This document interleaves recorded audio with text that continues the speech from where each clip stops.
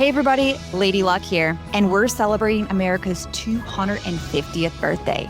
Now, all summer long, I'm going to be celebrating by playing on SpinQuest.com, which is an American-owned social casino. It obviously features over 1,000 slot games and live blackjack, live craps, live bubble craps. Head on over to SpinQuest.com. Get yourself a $30 coin pack for just $10.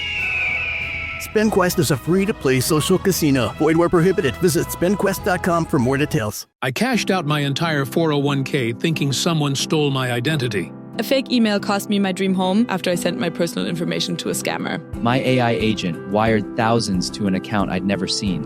When billions of people feel unsafe, that's no longer a security problem. It's an economic one. At Gen, we're building the trust layer for a more fearless planet with products and technologies from our global brands, Norton, LifeLock, Avast, and MoneyLion. See it in action at gendigital.com. Hello, I'm Anya Lichtarowicz, and this is Somewhere on Earth, your weekly look at technology and us. We have guests from the USA and Europe today.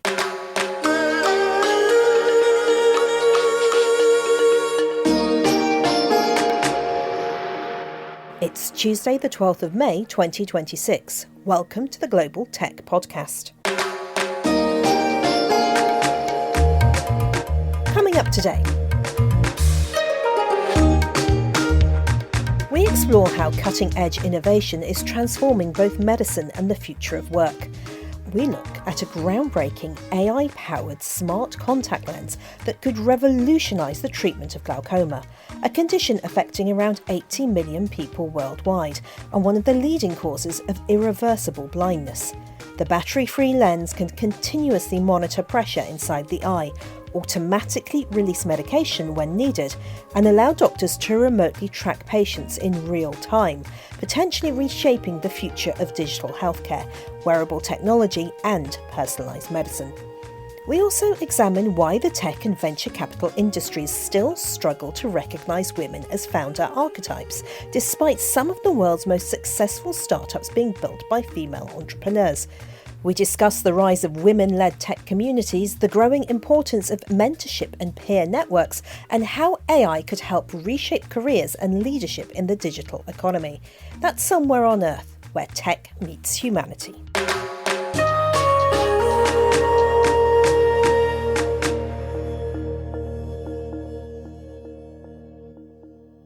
Imagine living with glaucoma or another chronic eye disease and no longer needing constant hospital appointments, repeated pressure tests, or manual medication schedules. Instead, a smart contact lens could continuously monitor your eye health in real time, use AI to track changes, and automatically release medication exactly when it's needed, all while your clinician remotely monitors the data from anywhere in the world. That's the vision behind groundbreaking new research led by Professor Yangji Zhu from the Terasaki Institute for Biomedical Innovation. His lab has developed a next-generation battery-free smart contact lens platform designed to transform the future of digital healthcare, AI medicine, and remote patient monitoring. Unlike traditional wearable devices, the lens contains no electronics or batteries, instead using biocompatible polymers to safely monitor intraocular pressure linked to glaucoma, one of the leading causes of blindness worldwide. The technology acts as what researchers call a theranostic device, combining diagnostics and treatment in one autonomous system. Real-time data can be uploaded to the cloud, allowing doctors and even family members to track disease progression and treatment outcomes continuously, rather than relying on occasional clinic visits. While still in early-stage testing, researchers believe the platform could eventually be adapted for a range of eye diseases and even wider chronic health conditions, potentially ushering in a new era of AI-driven, personalised medicine and intelligence biointerfaces. So actually, we are not the first one to use contact lens to address or improve the glaucoma management. They already have a product named Triggerfish.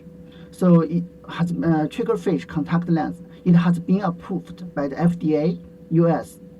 But their mechanism is to integrate, the electronic components onto the contact lens. But think about those electronic components are rigid, are non-transparent. So the mechanic mismatch between the rigid components and the soft corneal tissue is an issue.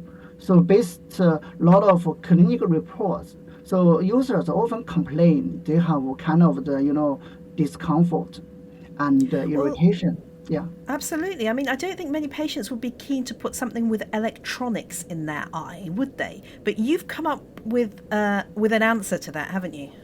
A solution. Yeah. So for our case, we everything is based on the biosafety polymer. There is no electronic component. There is no battery based on our technology. So we believe this new generation contact lens platform can significantly improve the user comfort. But meanwhile, the intraocular pressure monitoring performance and other treatment, we can also maintain the comparable performance. And think about it. So the treatment based on our technology doesn't need any user operation. Everything is automatically and based on the sensor, the intraocular pressure evaluation. So once the intraocular pressure was increased to the some kind of the threshold, the drugs will be automatically released out to turn the pressure into a safe and low range. So that is our core strength of the technology. So the technological improvements that you've achieved, just so we're completely clear, you've created a contact lens that's more comfortable than is currently approved. You've created one that doesn't need electronics, doesn't need a battery. You're using polymers instead. This monitors your ocular pressure, which is incredibly important in glaucoma treatment, giving your clinician, your doctor, a full picture of the pressure in your eye or the patient's eye over 24 hours, day after day after day. Yep. And not only that, you can deliver drugs for the treatment of the glaucoma. Is that correct? Exactly. And also we use the AI to improve the accuracy of the intraocular pressure detection, and also the data can be uploaded to the cloud. And the clinicians or the users or the family members, they have access to those cloud and download the data. I mean, the data is based on the continuously real time intraocular pressure readout. So that those information can give a pretty a good reference for the clinicians to make a more accurate decision. And even they can use that information to track the treatment outcome of the patient. Now, we are still at quite early stage. So you've done this on animal models, like rabbits, and you've done what are called ex vivo systems, so things outside of animals in the lab. So when can you translate this technology from the animals, from the models, to humans? That is actually exactly the next step. Now we are working with the clinicians at a local hospital in Los Angeles. So we are planning to do the human trial. Even it's a very little small clinical trial. We just confirm the biosafety. That is the first phase. So for the next phase, we'll continue to recruit more patients to confirm the functionality of this contact lens technology. So we do have a plan, and we are trying to move forward. Still very early stage. Most drugs take minimum of 10-15 years to develop. I think you're probably going to do this faster because of the technology that you have. When do you think, if everything went according to plan, when do you think patients could start using this? I think we can talk about two parts. So, for the sensor part, because it's not, it's kind of the non-invasive technology that can move faster for the patients, for the potential use. But for the treatment part, based on the policy of the FDA, even the drugs are not new. They have been used to treat the glaucoma, but we integrated those drugs into the contact lens. FDA still thinks they will think that kind of the drug is a new drug.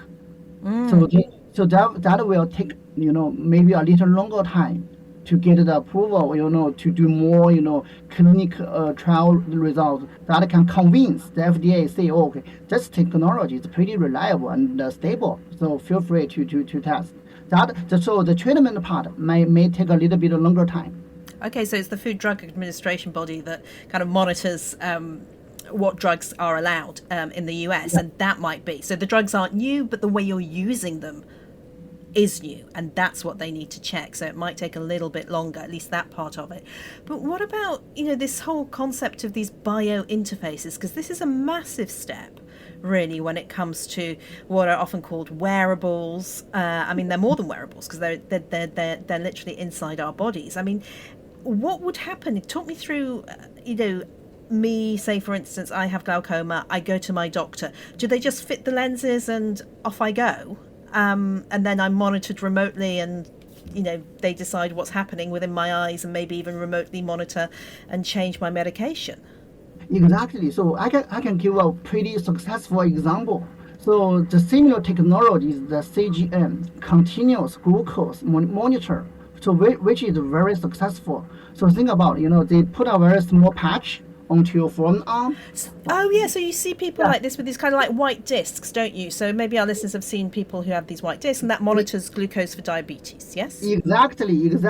So so those small patch can detect glucose every 5 minutes or every 3 minutes, and the data can be uploaded to the app on your mobile phone, and they can track your glucose level or glucose file through the whole day.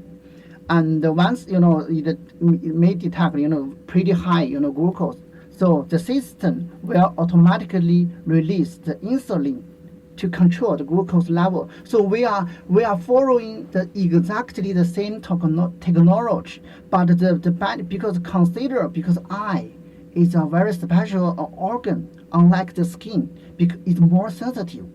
So for example, for the skin, they may tolerate those kind of the electronic components as long as it's small, but for the eye, for the corneal tissue, it's not.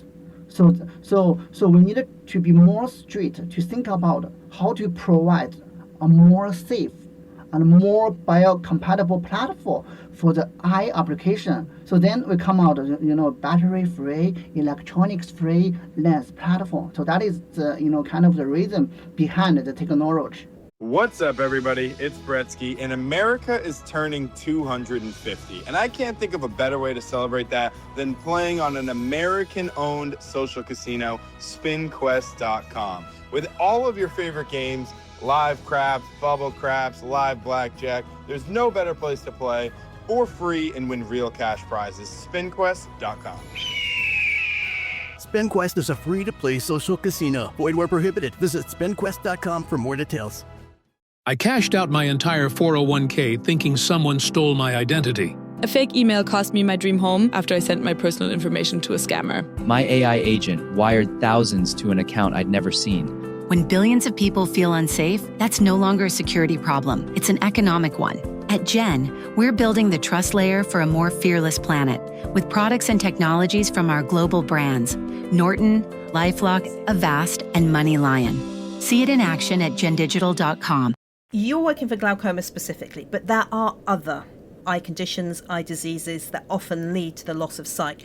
Could this lens be adapted and used for some of those, maybe? Yeah, exactly. So we always say that's kind of the contact lens is a open source platform.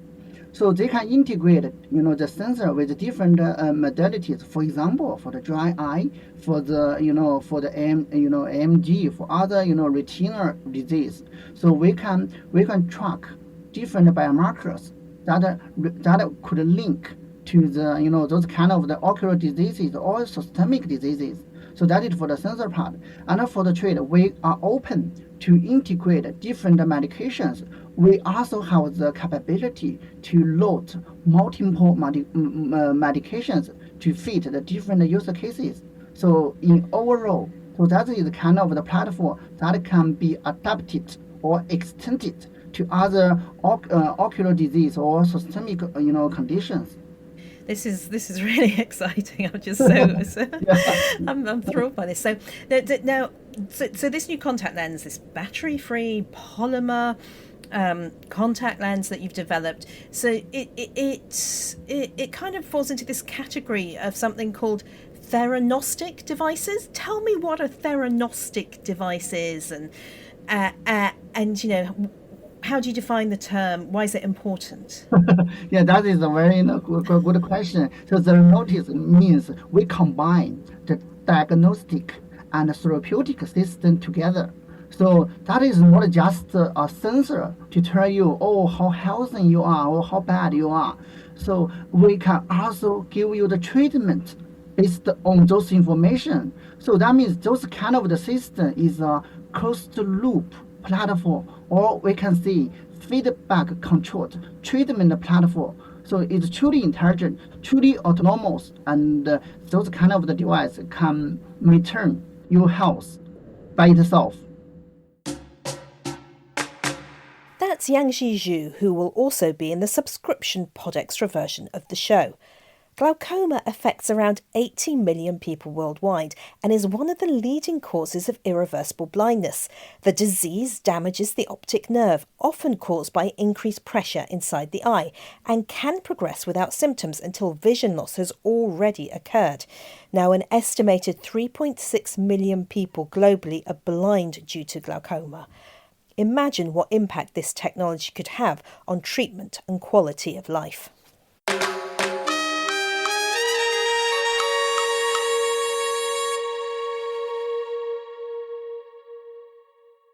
A major venture capital firm managing almost $50 billion in assets recently published an article outlining the archetypes of successful young founders, with multiple examples describing the personalities and traits associated with startup success. Notably, none of them were women. The omission drew criticism from Elle de Witt, a former tech, consulting and finance professional, who says she struggled to find relatable female roles early in her own career. She argued that when women don't see themselves reflected in leadership narratives, it becomes harder to imagine themselves succeeding in these spaces. With the lack of female role models around her, Elle decided to find her own and created the Moxie Foundation, a community supporting ambitious women in tech and business through mentorship, peer learning and real-world connection. I spoke with Elle about her experiences and why she is determined to help women have better role models than she did. Honestly, that is a huge problem. So I've seen this earlier in my career as well, when I was working both in technology consulting, in finance, in tech, all of the industries that were hugely male dominated. I didn't have any women to look up to and learn from, like role models. And I really do think that's the most important thing to actually get ahead in your career. And that's big coming from me because I actually started a course platform. I thought I could start an e-learning platform, but I learned that actually the fastest way to learn is from other role models. So if big organizations are gonna show us the role models out there, but none of them look like us or have any, I can't relate to them, I'm not gonna feel like I can be a founder. And I feel like that's such a difficulty and such a problem that not a lot of people are talking about. It's something so simple, isn't it? And I'm sure there are listeners going, oh, here we go again. Why are we talking about this, etc. But because we still have to talk about this. We have to. And that's what pisses me off as well. I want to talk about other things as well.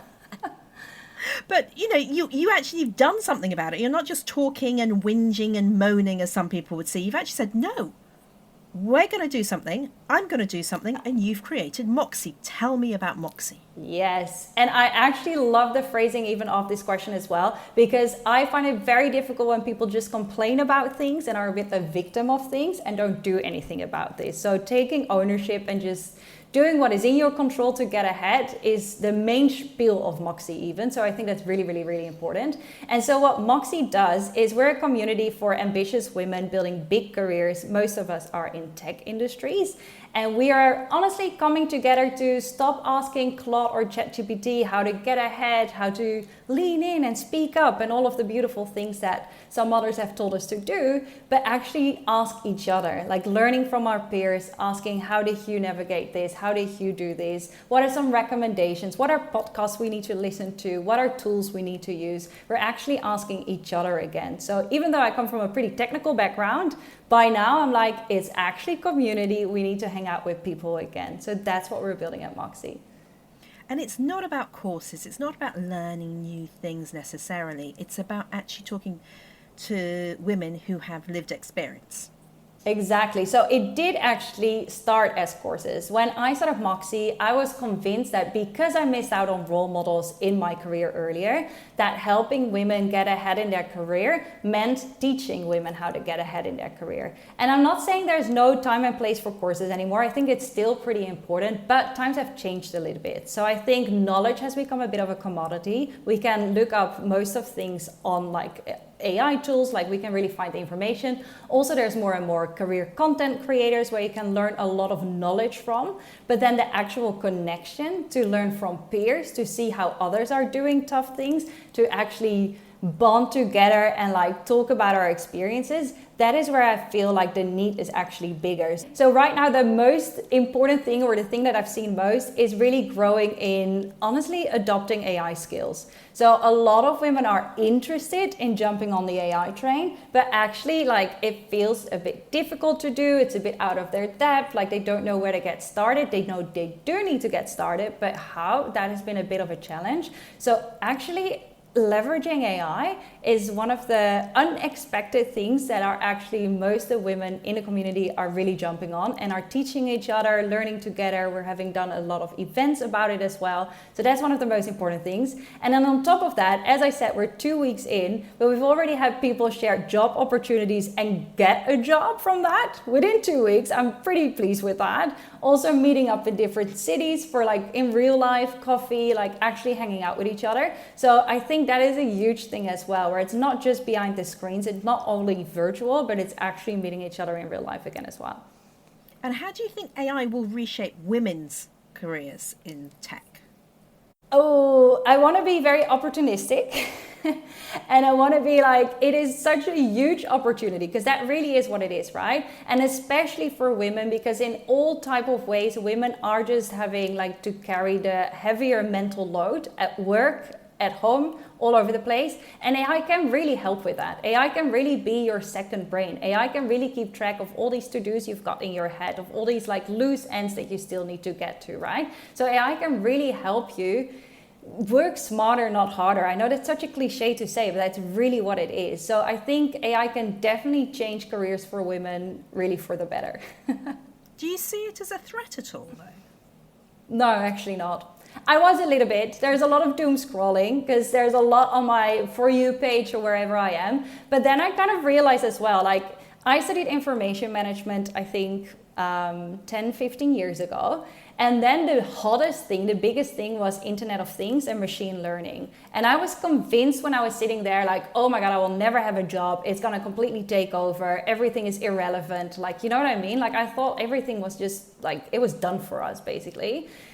It wasn't, and it still isn't. And I know a lot of people are saying that again about AI, and AI can do a lot of things, but at its core, it's still like a prediction model. So it can predict things based on a lot of data. There's also a lot of things it cannot do and probably will not be able to do. So I think we can definitely jump on the AI train in a sense of it can help us make our lives more efficient, smarter, better. But for the foreseeable future, mostly really an opportunity. There is so many more things that we as humans can do that AI can just not replace. Elle de Viet, founder of the Moxie Foundation, and there'll be more of Elle in the podcast extra version of this show.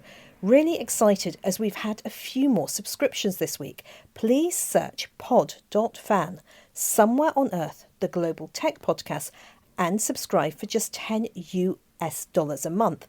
For ad-free and extra soap. And don't forget about those reviews. Please leave us a rating on your favourite podcasting platform. We really need to reach a minimum of 20 ratings on the major platforms for us to jump to the next level in their algorithms and have the show picked up for promotion. So if you've not done so yet, please do so.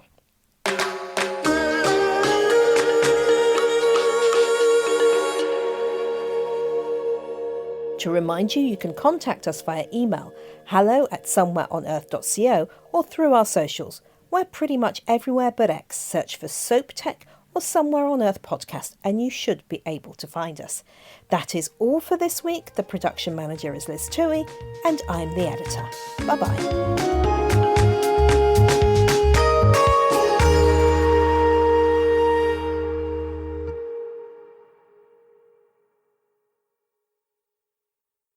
What's up, everybody? It's Bretsky, and America is turning 250. And I can't think of a better way to celebrate that than playing on an American-owned social casino, SpinQuest.com. With all of your favorite games, live craps, bubble craps, live blackjack, there's no better place to play for free and win real cash prizes. SpinQuest.com. SpinQuest is a free-to-play social casino. Void where prohibited. Visit SpinQuest.com for more details. I cashed out my entire 401k thinking someone stole my identity. A fake email cost me my dream home after I sent my personal information to a scammer. My AI agent wired thousands to an account I'd never seen. When billions of people feel unsafe, that's no longer a security problem. It's an economic one. At Gen, we're building the trust layer for a more fearless planet with products and technologies from our global brands, Norton, LifeLock, Avast, and MoneyLion. See it in action at gendigital.com.